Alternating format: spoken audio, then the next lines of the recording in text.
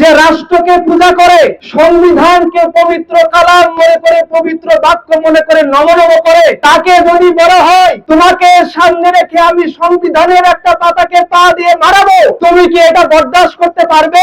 তাহলে আর শাহদেবের মালিক যিনি, তার কালামকে যদি কেউ পা দিয়ে মারে, মুসলমান এটা কোনোদিন বরদাস্ত করতে পারবে না। ওই সেকুলার সমাজ খোদার কালামের উপরে যদি আঘাত আসে, প্রত্যেকটা মুসলমান ফুঁসলে উঠতে বাধ্য। এই দুইটা মাইক আমার সামনে প্রমাণ করতেছে কোন মিডিয়ার গায়ে আঘাত লাগে নাই, প্রথম আলোর গায়ে আঘাত লাগে নাই, দিল্লি স্টারের গায়ে আঘাত লাগে নাই, যুগান্তর, কালের কণ্ঠ, বহু পত্রিকা কারো গায়ে আঘাত লাগে নাই। এখন আল্লাহর উপরে আঘাত এসেছিল, যখন খোদার কোরআনের উপরে আঘাত এসেছিল, যখন আল্লাহ রাসূলের উপরে আঘাত এসেছিল, মিডিয়া তোমরা কথা বলো নাই। আল্লাহর কাছে কিয়ামতের দিন জবাবদিহিতা করতে হবে। এখানে মানুষের উপস্থিতি এবং আমাদের সংখ্যা থেকে প্রমাণ করতেছে যে রাষ্ট্রের গোলাম হিসেবে রাষ্ট্রের বান্দারা সংবিধানের পাতাকে যতটা শ্রদ্ধার দৃষ্টিতে দেখে, আমাদের এই মুসলমান সেকুলার সমাজ কোরআনকে ততটা শ্রদ্ধার দৃষ্টিতে দেখে। আপনি সোজা সহজ সরল হিসাব করেন, কমপ্লেক্স হিসাবে আমাদের দরকার নাই, অত বুদ্ধিভিত্তিক বয়ানও দরকার নাই। আপনি রাষ্ট্রের কোন বান্দাকে, যে রাষ্ট্রকে পূজা করে, সংবিধানকে পবিত্র কালাম মনে করে, পবিত্র বাক্য মনে করে, নমনম করে, তাকে যদি বলা হয় তোমাকে সামনে রেখে আমি সংবিধানের একটা পাতাকে পা দিয়ে মারাবো, তুমি কি এটা বরদাস্ত করতে পারবে? তাহলে আর শাহদেবের মালিক যিনি, তার কালামকে যদি কেউ পা দিয়ে মারে, মুসলমান এটা কোনোদিন বরদাস্ত করতে পারবে না। আর কেউ যদি বরদাস্ত করে, সে কখনো মুসলমান থাকতে পারবে না। এইটা কিসের গায়রতের পরিচয়? আত্মসম্মানের কথা বলি আমরা।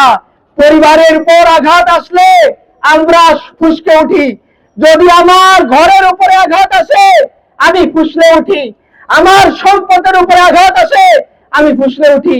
ওই সেকুলার সমাজ খোদার কালামের উপরে যদি আঘাত আসে, প্রত্যেকটা মুসলমান ফুঁসলে উঠতে বাধ্য।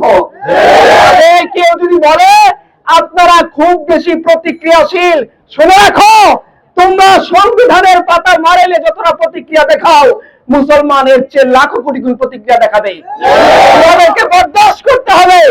আর যদি বরদাস্ত না করো, তাহলে তোমাদের আইন অনুসারে কি করবা চিন্তা করো। দুই নাম্বার কথা, এই দুইটা মাইক আমার সামনে প্রমাণ করতেছে কোন মিডিয়ার গায়ে আঘাত লাগে নাই, প্রথম আলোর গায়ে আঘাত লাগে নাই, দিল্লি স্টারের গায়ে আঘাত লাগে নাই, যুগান্তর, কালের কণ্ঠ, বহু পত্রিকা কারো গায়ে আঘাত লাগে নাই। আমি প্রশ্ন করতে চাই, মিডিয়ার মুসলমান ভাইরা যদি সত্যি মুমিন হন, আল্লাহর কাছে তোমার মিডিয়া নিয়ে জবাবদিহিতা করতে হবে। যখন আল্লাহর উপরে আঘাত এসেছিল, যখন খোদার কোরআনের উপরে আঘাত এসেছিল, যখন আল্লাহ রাসূলের উপরে আঘাত এসেছিল, মিডিয়া তোমরা কথা বলো নাই।